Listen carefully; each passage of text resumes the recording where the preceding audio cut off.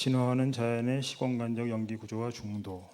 우리가 흔히 진화라고 하면은 어떤 특정한 과학 이론설, 우리는 진화론이라고 하는데요. 그렇게 생각하는데 그게 아니다라고 하는 거죠. 이것은 생명체와 지구 전체가 서로 역동적으로 상호작용하면서 상호 의존하면서 자신의 모습을 변화해 왔다는 것입니다. 이것을 과학에서는 진화라고 하고 불교에서 본다면 무상이라고 할 수 있을 것입니다. 그리고 그것뿐만 아니라 우주 전체도 사실은 끊임없이 변화해 나가는 거죠. 71페이지 3절의 바로 위에, 그래서 끊임없이 진화하는 무아와 무상의 연기적 구조 위에 우주가 존재한다는 사실 때문에 현대 과학의 우주론과 불교의 세계관이 만날 수 있다고 생각을 합니다. 여기서 우리는 물질 세계에서 언제 어디서나 보편적으로 일어나는 과정이 진화라는 것을 확인할 수 있습니다. 이 변화의 과정은 생명 세계에서 물론 더욱 명확하게 일어납니다. 72페이지 맨 위입니다. 그러므로 개개의 생명체에서 시작하여 지구의 생명세계 전체, 항성, 은하, 우주 전체에 이르기까지 모든 것은 인연이 모이면 생겨났다가 인연이 흩어지면 사라진다는 점에서 동일합니다. 모든 것이 예외 없이 나타났다가 사라지며 사라짐으로 재행무상이 됩니다. 예외 없이 일체의 모든 것이 무상인 이유는 그들 자신이 스스로 존재할 수 없는 존재이기 때문입니다. 그 스스로 존재할 수 있다면 다른 존재, 즉 연의 도움 없이 존재하는 것이 가능하게 되고 연의 도움이 없으므로 연의 흩어짐도 없으므로 그런 존재자는 그 스스로 영원히 존재할 수 있습니다. 그러나 우리는 이런 존재자를 그 어디에서도 찾아볼 수 없으므로 일체의 존재는 무아일 수밖에 없습니다. 제법 무아가 됩니다. 일체의 모든 존재가 무아이기 때문에 그 스스로 성립할 수 없는 무아 무실체적인 것이기 때문에 상호 연관하고 상호 의존하는 연기의 세계가 펼쳐집니다. 상호 연관과 의존이 아니면 그 어떤 존재자도 성립할 수 없으므로 그 연관과 의존의 연이 흩어지면 이에 의해 성립했던 존재자는 사라지게 됩니다. 그래서 능엄경에서는 모든 것이 인연이 화합하면 허망하게 나타나고 인연이 분리하면 허망하게 멸한다고 했습니다. 2절에서는 근본불교와 중도 얘기를 하겠습니다. 맨 앞에 승단이 최초로 구성된 초전법륜에서부터 부처님의 중도 법문은 조전법륜에서 시작된 부처님의 중도 법문은 근본불교에서부터 법화, 화엄, 선의 대승불교에 이르기까지 불교 전체의 핵심입니다. 열애는 중도를 완벽하게 깨달았느니 이 중도는 안목을 만들고 지혜를 만들며 고요함과 최상의 지혜와 바른 깨달음과 열반으로 인도한다고 말씀하십니다. 그리고 그것은 곧바로 팔정도라고 얘기를 하십니다. 다음 패러그래프. 여기서 우리는 중도가 전 법륜경에서 두 가지 의미로 쓰인다는 것을 알 수 있습니다. 하나는 고와 낙의 양극단을 버리고 그 양극단에 의지하지 않고 완벽하게 깨달은 내용이 중도라는 것입니다. 깨달음으로서의 중도는 나중에 다시 살펴보기로 하고, 마지막 문장 고락중도라고 하는 실천행으로서의 팔정도가 왜 중도인지를 먼저 알아보겠습니다. 중도가 겨우 양극단의 중간을 취하는 정도의 것이라면 흰색과 검은색 사이의 회색이나 차가움과 뜨거움 사이의 미지근함과 같이 어정쩡한 중간일 뿐, 경에서 밝히는 바와 같이 과거에는 들어보지 못한 법으로서의 의의를 가질 수도 없을 것이고, 바르게 생각하여 안목과 지혜와 발견과 깨달음을 이룰 만한 그 무엇이 있는 것도 아닐 것입니다. 그럼 무엇인가? 조전법륜경에서 언급하고 있지만 팔정도의 정견을 보다 자세히 설명하는 가전연경을 살펴보겠습니다. 가전연경에서 부처님은 그 다음 페이지입니다. 74페이지. 세상 사람들이 의지하는 것은 두 가지가 있으니 유와 무이다. 그러나 제대로 본다면은 정견이라고 하면 그 다음 패러그래프. 왜냐하면 세간의 발생을 사실 그대로 바르게 알고 본다면 세간이 없다는 것은 있을 수 없는 일이요, 세간의 소멸을 사실 그대로 알고 본다면 세간이 있다는 것은 있을 수 없는 일이니 이것을 두 극단을 떠나 중도에서 말하는 것이라고 하느니라. 그리고 12연계에 대해서 말씀하십니다. 조전 초기 불교 경전을 보면 부처님은 항상 일관되게 사성조와 팔정도 12연기에 대해서만 말씀하시는 것을 알 수가 있습니다. 그 다음 패러그래프, 세간에서 생겨나는 것과 소멸하는 것을 바르게 알고 본다면 세간이 없다는 무예견에나 세간이 있다는 유예견에는 성립할 수 없다는 것입니다. 이에 대해 이중표 선생은 중도는 쾌락과 고행을 모두 버린 입장이지 결코 쾌락과 고행의 중간이 아니다. 고락중도는 고행주의와 쾌락주의라는 두 가지 대립된 입장을 버리고 선택한 이들과는 질적으로 다른 새로운 수행의 길로서의 팔정도를 의미한다고 강조합니다. 세간의 생과 멸을 여실하게 봄으로써 열애는 이 두 극단을 떠나 중도를 깨닫고 깨달음의 중도입니다. 오직 중도를 설하는 것이니 이것이 곧 12연기이고 정견이며 중도라는 것입니다. 그래서 고락의 중도는 곧바로 12연기의 중도, 팔정도의 중도로 이어지게 됩니다. 2절, 세존은 성업경에서 어떤 법이 있기에 늙음과 죽음이 있으며 어떤 법을 인연하기 때문에 늙음과 죽음이 있는지를 선정에 들어 생각하고 어떤 법이 없기 때문에 늙음과 죽음이 없으며 어떤 법이 소멸하기 때문에 늙음과 죽음이 소멸하는지를 선정에 들어 생각하면서 곧 12연기의 유전문과 환멸문을 바르게 사유했다고 설하십니다. 75페이지 패러그래프, 이는 전생에서 정각을 이루기 전에 상황을 말씀하신 것으로 늙음과 죽음의 원인이 무엇인지를 바르게 사유하는 과정을 보여줍니다. 이런 수행의 결과 등정각을 이룬 세존은 연기가 수순하는 법을 심심경에서 설하시고 있습니다. 모든 의심과 주저함이 없이 철저하고 완벽한 깨달음을 얻어 집착하는 마음을 이미 여의었으므로 무아임을 선언하면서 대중을 위해 깨달은 바의 법을 전하는데 그 내용이 곧바로 12연기임을 밝히고 있습니다. 부처님은 수성유경에서 이 12연기가 성립하는 과정을 보다 자세히 설명하고 있습니다. 이거는 경문을 읽겠습니다. 비유하면 두 손이 합해서 서로 마주치면 소리가 나는 것과 같나니 이와 같이 눈과 빛을 인연하여 안식이 생긴다. 이 세 가지가 화합한 것이 감촉이니 감촉과 함께하면 느낌, 생각, 의도가 생긴다. 그러나 이러한 모든 법은 내가 아니요 영원한 것이 아니니 이것은 무상하나요 영원하지 않고 안온하지 않으며 변하고 바뀌는 나이다. 왜냐하면 비구야, 이것은 이른바 나고 늙고 죽고 사라지며 태어남을 받는 법이기 때문이라고 말씀하십니다. 여기서 세존은 나는 영원하지 않고 변화하고 바뀌는 무상한 존재라는 것을 밝히고 있습니다. 왜 무상한가? 여러 가지 화합하여 생긴 존재, 화합하여 성립한 존재이기 때문입니다. 인연경에서 이에 대해서 말씀하고 계십니다.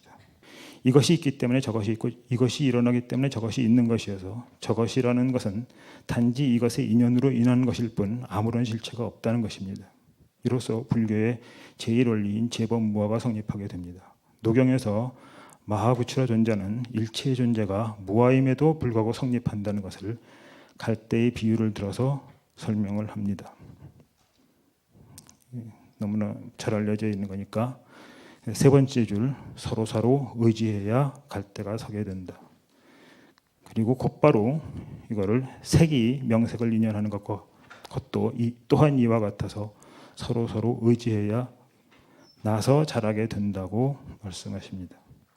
세 갈대가 서로 의지해야 무언가가 이루어진다는 것을 인경에서는 시계에 대해서 논의하고 있습니다. 77페이지입니다.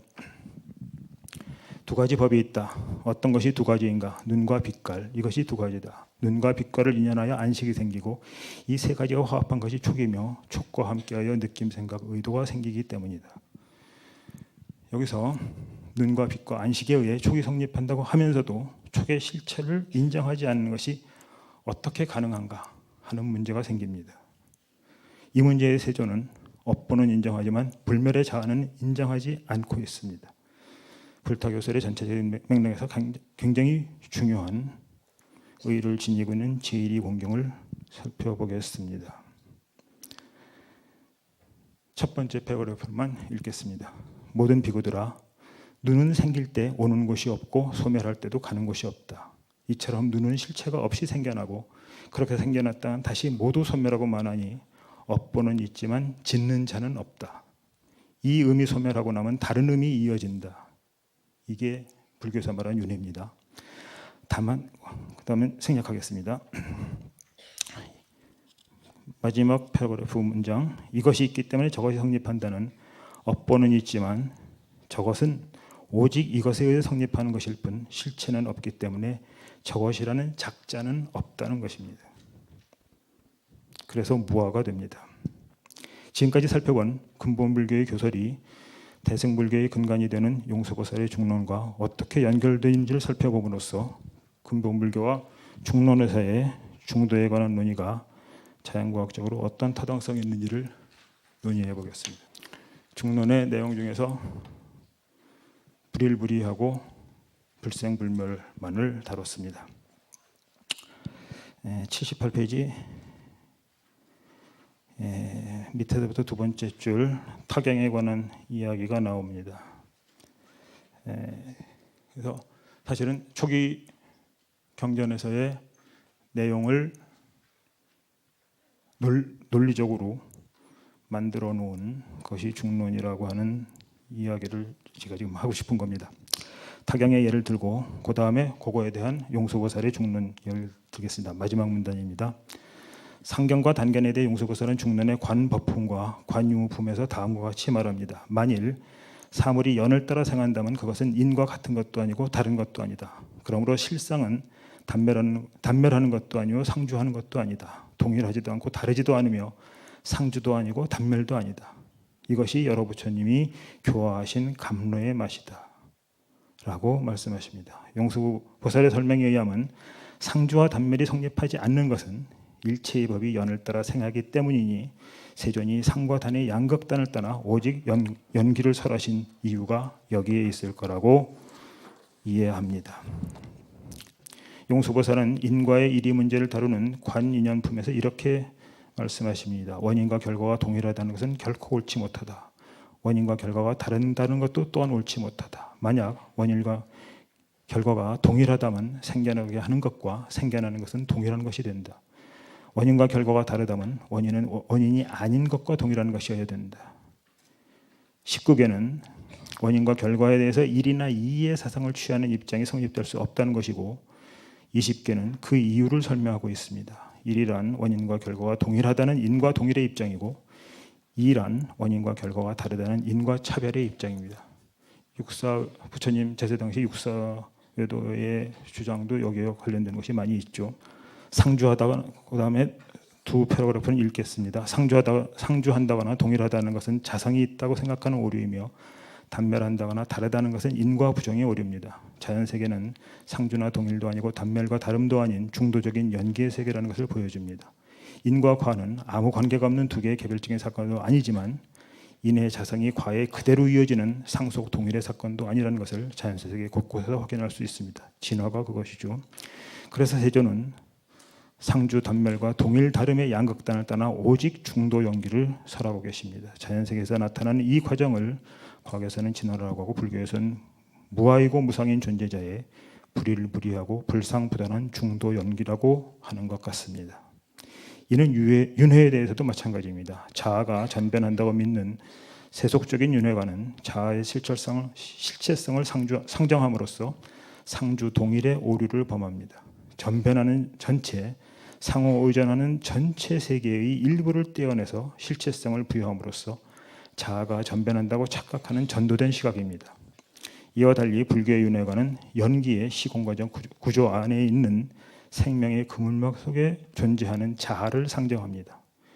그건 연기하는 자아이고 무아 무실체적인 자아이며 전변하는 무상한 궤적 속에서 잠시 나타난 자아이고 그래서 무아이면서 윤회하는 자아입니다. 오직 무아와 윤회가 모순되지 않는 거죠.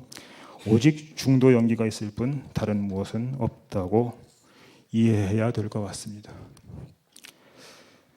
그 다음에 불생불멸의 중도, 마치 나무와 진흙과 풀로 허공을 덮으면 집이라는 이름이 생기는 것과 같이 힘줄 뼈, 피부, 피와 살로 허공을 싸면 곧 몸이라는 이름이 생긴다. 그리고 다시 세존께서는 또 이렇게 말씀하셨습니다. 만일 사리불이 법문하는 겁니다. 이거는 만일 연기를 보면 곧 법을 보게 되고 법을 보면 곧 연기를 본다라고 말씀하시는데 무슨 까닭인가? 오음은 단지 인연을 쫓아 생기는 것으로 실체가 없나니 그러므로 지혜로운 자는 오음을 싫어하게 되고 싫어함으로 바라는 것이 없어지고 바라는 것이 없어지자 해탈한다라고 얘기를 합니다. 여기서 서로 의지하면서 뭔가가 나타난다라는 얘기를 하고 있습니다. 힘줄과 뼈와 피부와 살과 살이라는 제 요소가 서로 기댐으로써 몸으로서의 작용하는 그 무언가가 나타나면서 몸이라는 관념이 연성되고 몸이라고 우리는 부르지만 그것 역시 실체가 없기 때문에 몸이 생겼다고 얘기할 수는 없다는 것이 아닌가 그렇게 생각합니다. 그 다음 문장 용수는 관유무품에서 자성이라는 걸 이렇게 정의하십니다. 자성은 만들어지지 않고 다른 존재에 의지 않고 성립된 것이라고 정의하시는데요. 이에 의하면 다른 존재에 의지하여 성립하는 연기란 자성을 가지고 있지 않다는 것, 곧 무자성을 의미합니다. 또 무자성이라면 다른 존재에 의지하지 않고 성립할 수 없으므로 연기할 수밖에 없습니다. 따라서 연기란 곧 무자성이고 무자성은 곧 연기가 됩니다. 중론은 생멸을 논의하는 여러 부분에서 유자성론을 고수한다면 생멸 변화를 부정하게 되고 사성제의 진리가 존재할 수 없게 되며 열반을 부정할 수밖에 없는 등의 불합리한 결론에 이른다는 것을 논리적으로 설명하고 있습니다. 굳이 있다고 하면 이는 상에 집착하는 것이며 굳이 없다고 하면 이는 단멸에 집착하는 것이다. 그러므로 지혜로운 사람은 마땅히 있다거나 없다는 유무에 집착해서는 안 된다고 얘기합니다. 마지막으로 이 절의 마지막으로 업보와 작자와 무아의 중도. 삶을 이어가는 자는 누구이고 고와 낙을 받는 자는 누구인가? 모두 연기여서 무상하고 무아라고 하면 누가 고와 낙을 받는가 하는 것에 대해서 중화함 62경에서 말씀을 하십니다. 우리들은 나를 나로 보아 나에 집착하지만 나도 내 것도 내가 받는다고 생각하는 고와 낙도 모두 인연 따라 모이거나 흩어지는 것이어서 인연이 생기면 생기고 인연이 멸하면 멸한다는 것입니다. 그런데 그 인연이 연속되는 까닭에 인연이 연속되는 까닭에 제법이 나타나기 때문에 열에는 이것이 있으므로 저것이 나고 이것이 멸함으로 저것이 멸함으로 이른바 무명을 인하여 등의 12연기를 설한다고 얘기할 수 있습니다. 그럼에도 불구하고 범부는 나라는 실체가 있다고 착각하기 때문에 지금 생을 다음 생에 가지고 간다고 생각하기 쉽습니다. 이것이 앞에서도 논의했던 세속적인 윤회인데 중화함 201경에 그거에 대한 이야기가 나옵니다. 의식이라는 말이 마치 불과 같아서 나무에서 나는 불은 나무불이고 솥동에서 나는 솥동불이라고 이야기를 하십니다. 여기서 업과 업을 짓는 자의 문제가 발생합니다. 다시 제1위공경에서 세조는 부처님은 다음과 같이 말씀하십니다. 앞에서 얘기했던 거죠. 그렇게 해서 나고 생겨나고 나타나고 소멸하는 거기 때문에 업보는 있지만 작자는 없다. 용수는 중론에서 업으로 인해 업을 지은 자가 존재하고 그러니까 업과 업자입니다. 업으로 인해 업을 지은 자가 존재하고 업을 지은 자에 의해 업이 존재한다. 업이 이루어지는 이치는 이와 같아서 다른 일이 없다고 하여 업과 업을 지은 자의 상호의존적 관계, 곧 자성이 없음을 설명하고 있습니다. 이에 대해 정목은 업이란 미리 결정되어 있는 게 아니며 행위자로 인해 업이 일어난다. 또 행위자로 인해 행위가 있는 것이어서 행위자도 역시 결정되어 있지 않다. 이 두 가지는 서로 화합으로 인하여 성립될 수 있다. 업과 적자가 화합으로부터 생하는 것이라면 그 자성은 없다. 자성이 없기에 공하다. 공하다면 생할 것도 없다. 생한 것이 없다면 멸할 것도 없다. 그래서 불생불멸이다 하는 겁니다. 법계 연기 중도 중이라 함경에서는 나무를 비벼서 나타나는 불로 비유를 합니다. 중요한 것들 그것만 읽겠습니다. 마치 나무를 비벼서 불을 구할 때 나무가 있은 뒤에야 불이 생기는 것 같다. 그러나 불은 나무에서 나온 것도 아니요 또 나무를 떠난 것도 아니다. 어떤 사람은 나무를 쪼개어 불을 찾지만 불을 얻지 못한다. 그것은 모든 인연이 모인 뒤에야 불이 있기 때문이라고 얘기합니다. 그것이 전부 다 그거를 화엄에서는 상입이라고 얘기합니다.